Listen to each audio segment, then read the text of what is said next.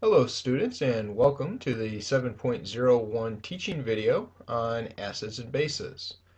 Before we get into the material, let's just quickly mention the Common Core standards that we will be covering in this lesson. You can access these in the course if you go to Course Information and scroll down to Standards. Click on that and then you can see all of the standards there for the entire course. The lesson objectives is to define acids and bases in terms of their chemical properties and compare and contrast the common properties of acids and bases. Alright, so let's go ahead and first just start off with some general definitions here. An acid can be defined as a compound that gives off a hydrogen ion when it dissolves in water or reacts with another substance. Now, sometimes you will hear the term hydronium ion instead of hydrogen ion. And really all that is if you take a hydrogen ion and you attach it to a water molecule, you now would end up with H3O, right? 3 hydrogens attached to the oxygen. And of course, because of the ion, it's also going to have that plus charge attached to it. So this is what we call a hydronium ion. So just be aware that as you go through not only this lesson but the entire module, these two terms are used interchangeably, hydrogen ion or hydronium ion. All right, a base, on the other hand, is a compound that gives off hydroxide ions when dissolved in water or reacting with another substance. Okay, so going back to module 3 here, just a reminder, your hydroxide ion is OH with a -1 charge. Okay, so we've got hydrogen ions being given off by acids, hydroxide ions being given off by base. All right, so for the first half here, we're going to focus on the acids. There are 3 definitions, if you will, that we use for both the acids and bases. First off, though, we're just going to focus on the acids here. The first one that you see up here is called the Arrhenius acid. The second one is the Bronsted-Lowry acid. And then the third one is called the Lewis acid. In the Arrhenius, going back up to the top here, an Arrhenius acid is defined as a substance that increases the concentration of hydrogen or hydronium when dissolved in water. The example that we put in here is HCl. When we dissolve HCl in water, it will break up into its ions. So we end up with H plus and Cl minus. And again, H plus is a hydrogen ion. So by increasing the amount of H plus ions, we of course are increasing the concentration of the H plus ions. So that would be an example of an Arrhenius acid. Now another way that you may see this written, all right, you would have HCl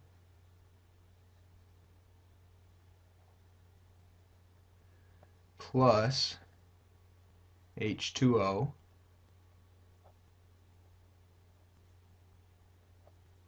okay. Now your products, you're going to have the hydronium ion H3O plus and the Cl minus. Okay, same thing, just another way of writing it. So we have the H attaching to the H2O to make the hydronium, and then we still have the Cl minus. Now for Bronsted-Lowry, the acid is any substance that donates a hydrogen ion to another substance. Now the reason that we have to have these different definitions is because not every definition covers all acids that we know. The Arrhenius model, for an example, there are certain acids that don't fall into that definition, but they do fall into the Bronsted-Lowry and or the Lewis, and vice versa. So in the Bronsted-Lowry, we have the H here, HCl. This H ion,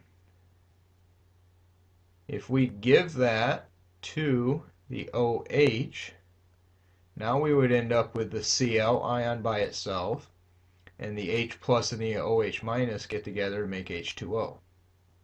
So since the HCl donated or gave its hydrogen to the OH minus, this would be considered the acid. All right, and then later on we'll talk about it, but this would then be considered the base because it accepts it. We'll talk more about that when we do the bases section. All right, now for the Lewis theory, an acid is a substance that accepts a lone pair of electrons during a reaction or process. Okay, so using this example, H plus OH minus gives us H2O. For them to combine together, remember H plus has no electrons. For that combination to happen, the oxygen is going to take two of its lone pairs and he is going to donate that pair of electrons to a bond with the H plus. So because the H plus is accepting that lone pair of electrons, this would be considered the acid.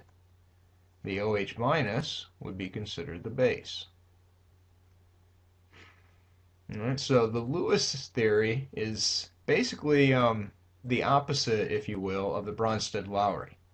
They are very similar as far as what's going to be labeled as acid and base. It's just two different ways of looking at it. With the Bronsted-Lowry, we're saying we're donating hydrogen. With the Lewis, we're accepting electrons. But you're going to end up with the same acid and base in those situations. Now, regardless of which definition you use, we can also categorize acids and bases as strong and weak. If we have a strong acid, that means that it is 100% or close to 100% ionized in solution.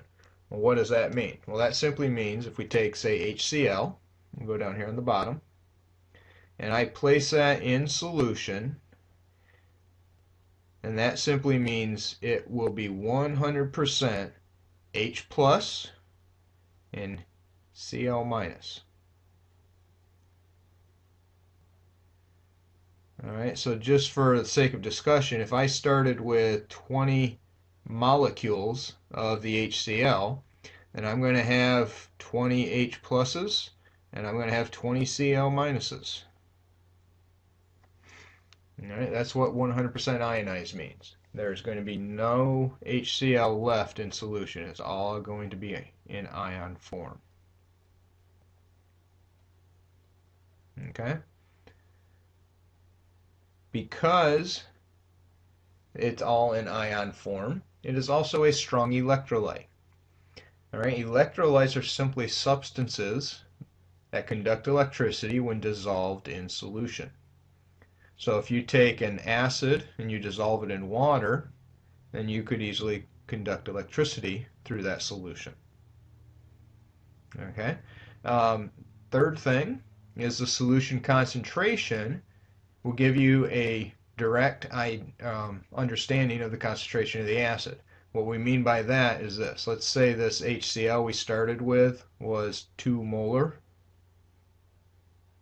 HCl. Then that means when we talk about the hydrogen ion concentration, it is also 2 molar. And the chloride concentration is also 2 molar.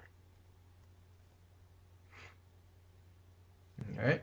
And then the final bullet point there is just some examples. Hydrochloric acid, nitric acid, sulfuric acid, perchloric acid, and so on.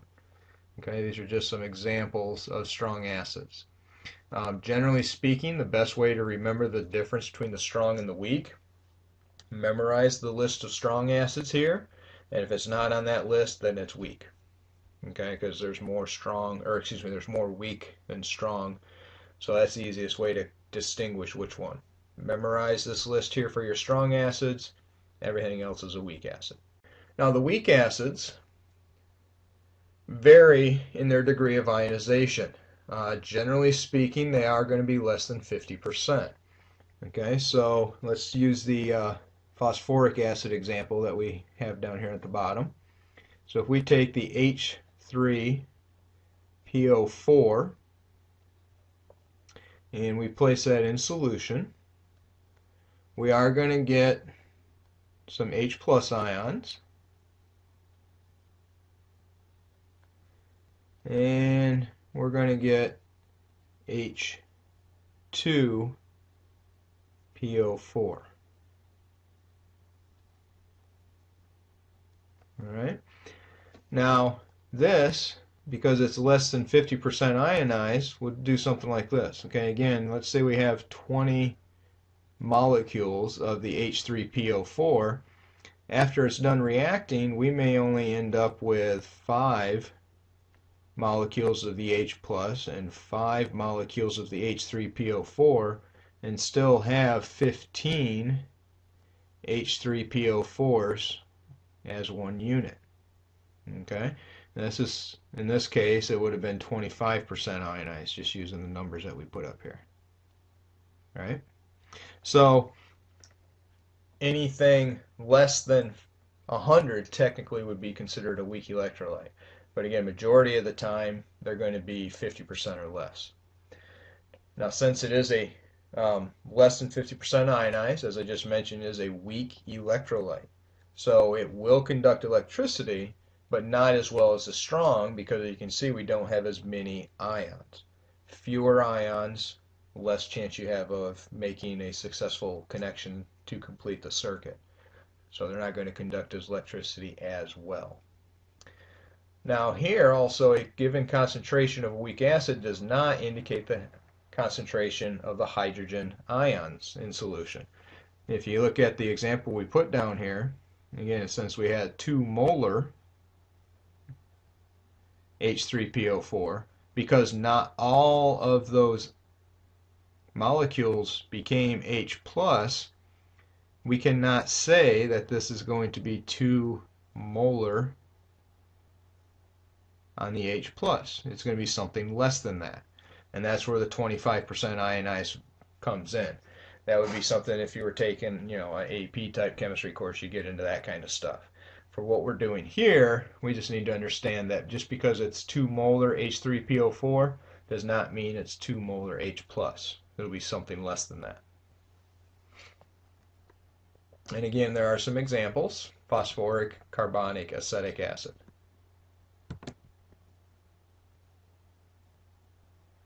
Now there is one group of acids that we do need to just mention here, and these are acids that don't contain hydrogens. All right, these compounds do still increase hydrogen ion concentration by reacting with water. A great example of that, if we take carbon dioxide gas and we react that with water, it produces carbonic acid, H2CO3. Well, carbonic acid will immediately break down into the H plus ion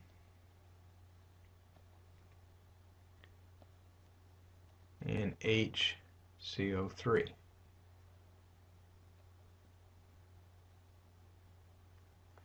Okay, so even though it may not directly make hydrogen ions, because you have this immediate breakdown of the H2CO3 in solution, you end up with the H plus ions. And these are called acid anhydrides. All right, and again, anhydride simply means no water. So when we place them in water, now they react with the water, producing a weak acid most of the time. All right, so that's acid anhydrides.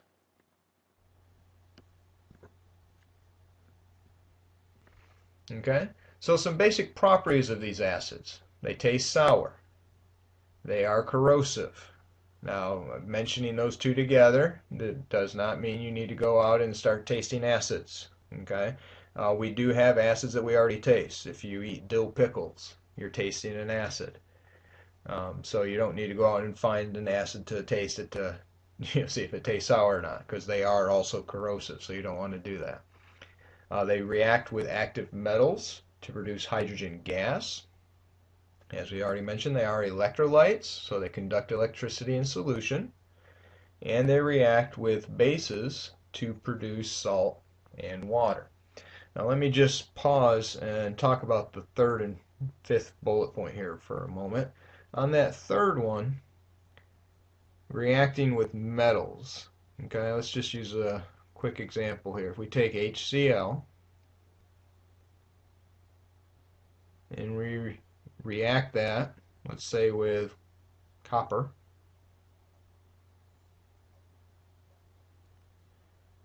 okay, the copper is going to combine with the chlorine to make copper chloride, and the hydrogen is going to be released as hydrogen gas. Going back to module 4, what we have there is a single replacement reaction, right, where the copper replaces the hydrogen in compound, and then the hydrogen is now by itself. So that's what we're saying when we say acids react with metals to produce hydrogen gas. For the last one, we get into this more when we get into assignment 3 in module 7, but just to mention it here, if we take HCl again, we like using HCl for our example acid, and we react that with NaOH, that's our base.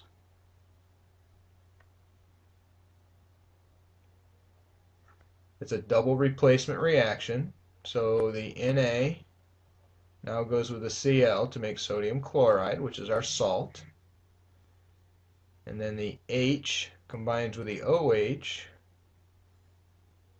to make H2O, our water. Okay, so that's called a neutralization reaction, and we talk more about that when we get into 7.03. But acids and bases do react together to produce salt and water.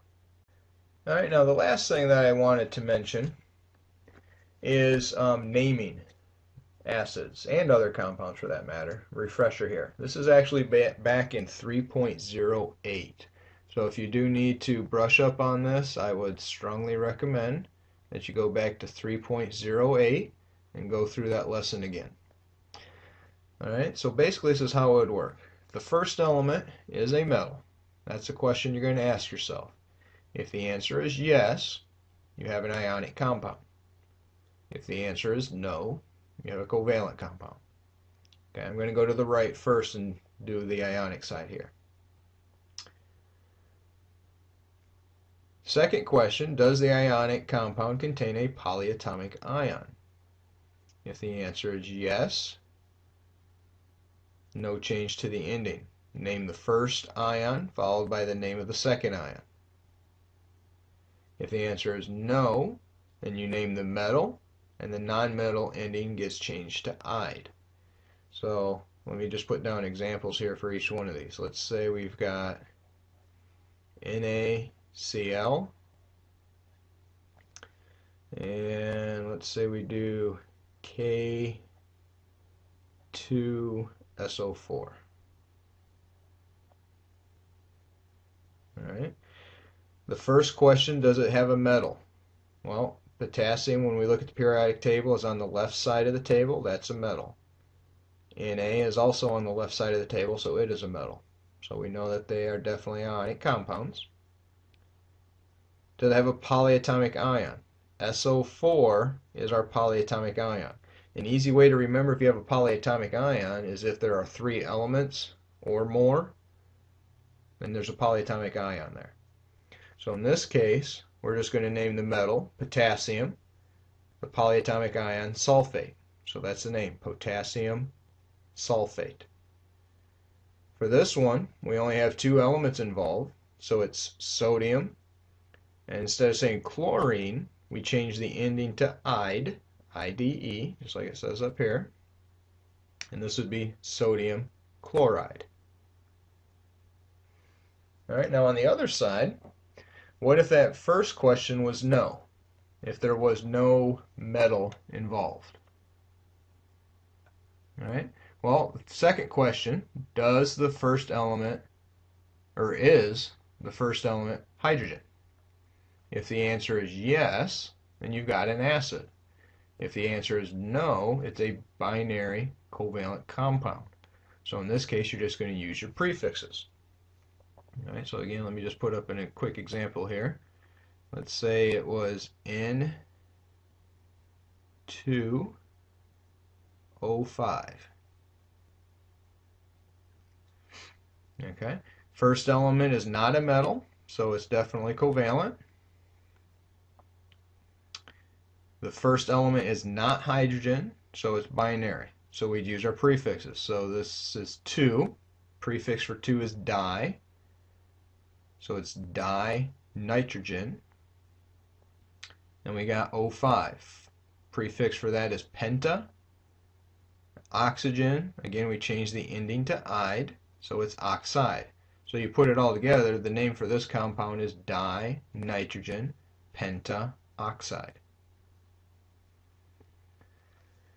Alright, so then if it does have hydrogen, then we got to go to this next question. Is there a polyatomic ion? If the answer is yes, it's an oxyacid, and the ate ending is changed to "ic". If it's an ite ending, it's changed to "us". If the answer was no, and it's binary, and it'd be hydro, the root word, ic acid. Alright, so let me just kind of walk through each of these here. Let me start with the binary one first. Let's say we use our HCl.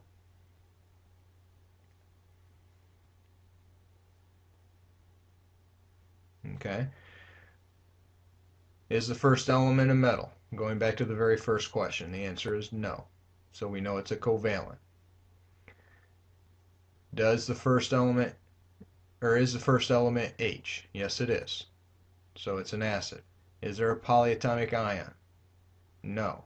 Reason being, we got one element, two elements. Remember I said a little bit ago that you have to have 3 or more for it to be polyatomic. So it's no, so we're going to look at this list here. So it's hydro.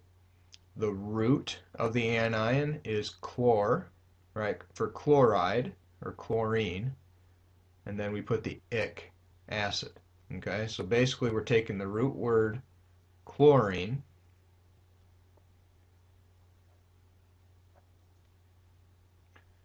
we're putting the prefix hydro in front of it, and then we're getting rid of the ine part and adding in the ic. So we have hydrochloric acid. And that's the other thing. We always put acid on the end when we're naming the acids.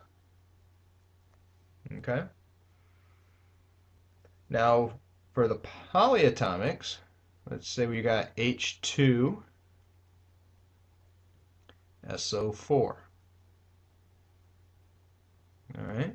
For these, we look at the polyatomic ion. SO4 is sulfate, ATE. And the rule tells us that if it ends with an 8, change it to ite, or ic, excuse me, change it to ic, and then you just add acid. So in this case, instead of, since it's sulfate, we would call it sulfuric acid. Alright, now there are some practice problems in the lesson for the naming. Again, make sure you go back to 308 to review this, but you want to make sure you got the naming thing down as you proceed into the later lessons in Module 7. Alright, so now let's look at bases. Again, the same 3 theories: Arrhenius, Bronsted, Lowry, and Lewis. Okay, but now we're going to look at the other side of it, the base side. For an Arrhenius base, it is a substance that increases the concentration of hydroxide ions in solution, or when dissolved in water, which is in solution. So here we have NaOH, we dissolve it in water, and we end up with Na plus and OH minus. So you can see we have more OH minuses being produced, therefore it's considered a base. Now, you notice that way back at the beginning, our definitions were based on the Arrhenius theory. Acids produce hydrogen ions, bases produce hydroxide ions. Now, for the Bronsted-Lowry theory, any substance that accepts or receives hydrogen is considered the base. Well, remember, this is the same example I put up earlier when we were doing the acids, and we talked about how the hydrogen is from the HCl is donated to the OH minus to produce the H2O and the Cl minus.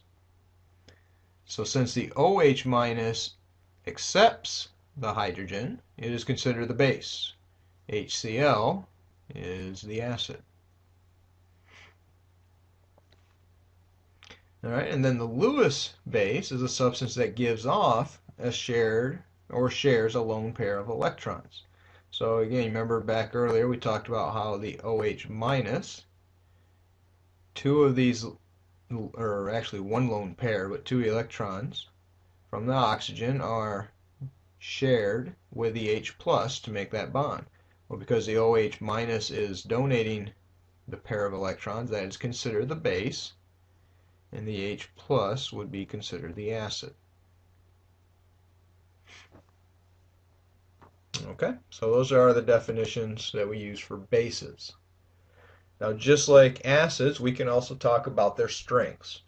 Very similar stuff here. Strong bases are 100% ionized when dissolved in water. As a result, they are also strong electrolytes. Again, just like with the acid, the concentration of the solution tells us the concentration of the hydroxide. So again, just using our example here that we like to use for bases, NaOH, and we dissolve that in water, we're going to have Na plus, and we're going to have OH minus. So again, just like we did with the acid, if there's 20 molecules of NaOH to begin with, and I dissolve that, I'm going to have 20 sodium ions, and I'm going to have 20 hydroxide ions, because it is 100% ionized.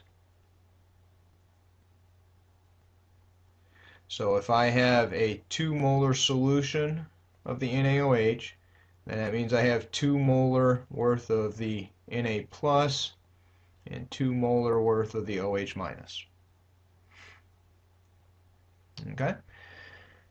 The fourth point there, metal hydroxides made from metals of group 1 and 2 are usually the ones we consider strong bases. So we're talking about sodium hydroxide, potassium hydroxide, lithium hydroxide, so on. Group 1, group 2 metals, when they combine with hydroxide, those are considered strong. Now weak, just like with the acids, they're going to vary in degree of ionization, usually are less than 50%. So again, they are considered weak electrolytes because there's not as many ions available to conduct electricity. And the concentration of the acid does not necessarily indicate the concentration of the hydroxide ions in solution. And some examples there would be ammonia and pyridine. Okay, so again, similar characteristics with the acids that we talked about earlier. So some basic properties of bases. They have a bitter taste. If you've ever had your mouth washed out with soap, you know how a base tastes. They are bitter. All right, dilute basic solutions feel slippery. Again, soap is a great example of that. Also, if you've ever had, a dilute amount of bleach, then you happen to have that on your hand, you can feel the slipperiness there. And again, like we talked about earlier, they react with acids, and they're going to produce salt and water when they do that. All right, so there's a lot of information there. In the activity tab at the end of 7.01, there is a review section. I would strongly encourage you to go through that to make sure you're understanding the material. Make sure you complete all different tabs and problems throughout that lesson.